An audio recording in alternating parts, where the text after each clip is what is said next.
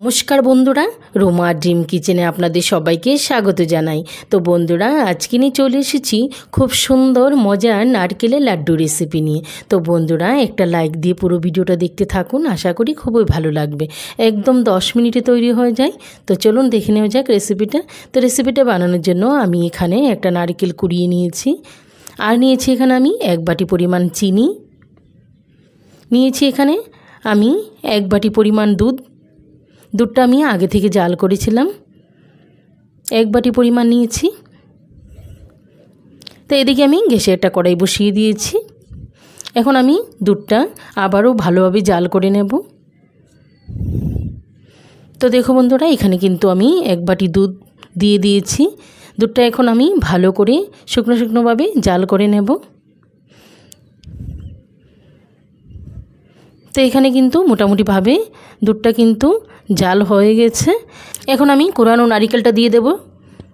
এখন আমি ভালোভাবে হালকাভাবে নাড়াচাড়া করতে থাকব, একদম উল্টিয়ে পাল্টিয়ে ভালোভাবে নাড়াচাড়া করে দেব।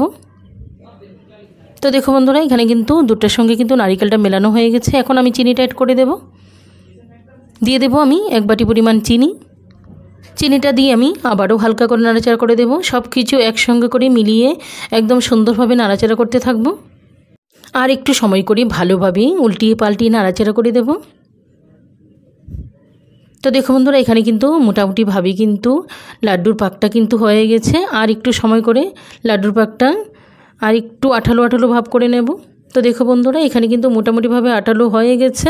এখন আমি গ্যাসের ফ্লেমটা বন্ধ করে একটা প্লেটে উঠিয়ে নেব। তো দেখো বন্ধুরা, কত ঝটপট সময় কিন্তু আমার লাড্ডুর পাক কিন্তু একদম তৈরি হয়ে গেল। এখন একটা প্লেটে উঠিয়ে নেব।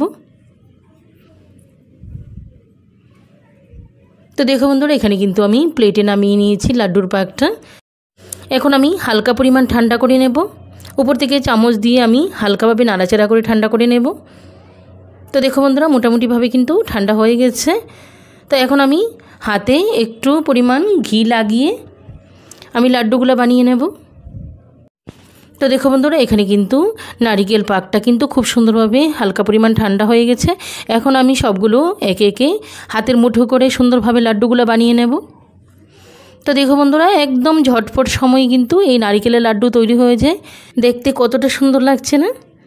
একদম ঝটপট সময়ে অল্প উপকরণে তৈরি হয়ে যায়। সাধারণত 2টি উপকরণ দিয়ে একদম লাড্ডু তৈরি হয়ে যায়। তো দেখো বন্ধুরা, খুব সুন্দরভাবে হাতের মুঠোয় নিয়ে আমি সুন্দরভাবে লাড্ডুগুলো বানিয়ে নিয়েছি। হাতে এইভাবে করে গোলা বানিয়ে প্রেস করে দিলেই হবে, বাস হয়ে গেছে আমার লাড্ডু। তো নারকেলের লাড্ডুগুলো কিন্তু আমি সুন্দরভাবে সবগুলো একইভাবে কিন্তু বানিয়ে নিয়েছি। তো দেখো বন্ধুরা, ঝটপট সময় কিন্তু হয়ে গেল আমার নারকেলের লাড্ডু রেসিপি। তো বন্ধুরা, কোনো রকমের মিষ্টি কিছু খেতে ইচ্ছে করলে কিংবা পূজা অকেশনে এরকম ঝটফটে একটা রেসিপি হলে খুব সুন্দর হয়।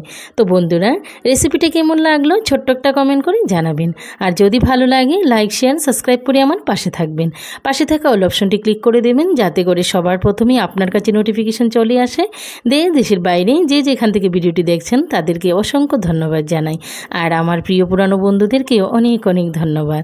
তো বন্ধুরা, আজকে এই পর্যন্ত, আবার দেখা হবে নতুন কোনো রেসিপিতে। সবাই ভালো থাকেন, সুস্থ থাকেন। সবাইকে অসংখ্য ধন্যবাদ। Bye bye.